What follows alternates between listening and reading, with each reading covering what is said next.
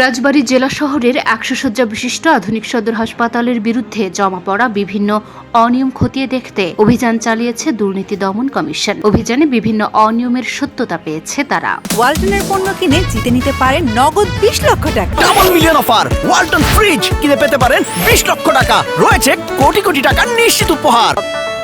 মঙ্গলবার দিনব্যাপী এই অভিযান পরিচালনা করা হয়। অভিযানের নেতৃত্ব দেন দুর্নীতি দমন কমিশন ফরিদপুর সমন্বিত জেলা কার্যালয়ের উপপরিচালক রতন কুমার দাস। এ সময় দুদক ফরিদপুর কার্যালয়ের অন্যান্য কর্মকর্তারা উপস্থিত ছিলেন।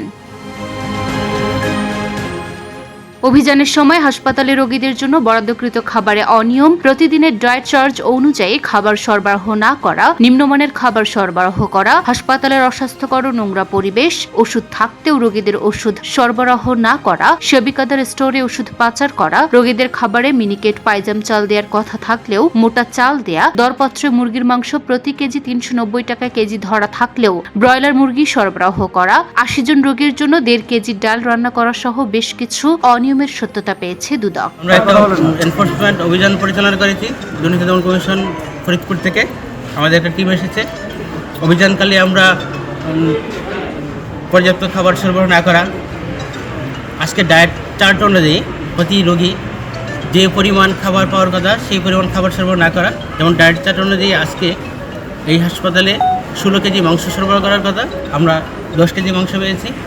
তারপর পরিবেশ খুবই নোংরা পেয়েছি এবং সকল ধরনের মেডিসিন সরবরাহ না করার আমরা অভিযোগের সত্যতা পেয়েছি। এ বিষয়ে আইনগত ব্যবস্থা নেওয়ার জন্য আমরা পরবর্তী আইনগত ব্যবস্থা নেওয়ার জন্য আমরা কমিশন।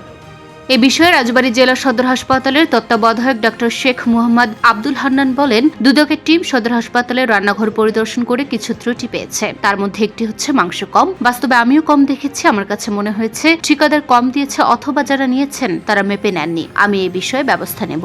দুদকের টিম রান্নাঘরে গিয়েছেন, ওনারা কিছু ত্রুটি পেয়েছেন যে মাংস কম। বাস্তবে আমি একটু কম দেখেছি, হ্যাঁ কম আছে। আমার কাছে মনে হয়েছে হয়তো এটা কন্ডাক্টর কম দিয়েছেন অথবা যারা নিয়েছেন তারা হয়তো মেপে নেননি। আমি এই বিষয়ে ব্যবস্থা নেব। এছাড়া দুদক হাসপাতালের পরিষ্কার পরিচ্ছন্নতা নিয়ে অসন্তোষ প্রকাশ করেছে। লুনা আফরোজ টিপা, ঢাকা পোস্ট।